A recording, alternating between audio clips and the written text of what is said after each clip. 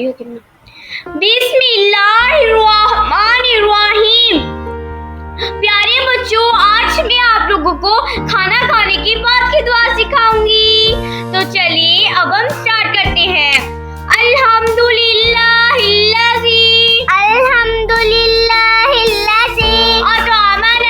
अतअमना वसक़ाना वजअलना मिनल मुस्लिमीन।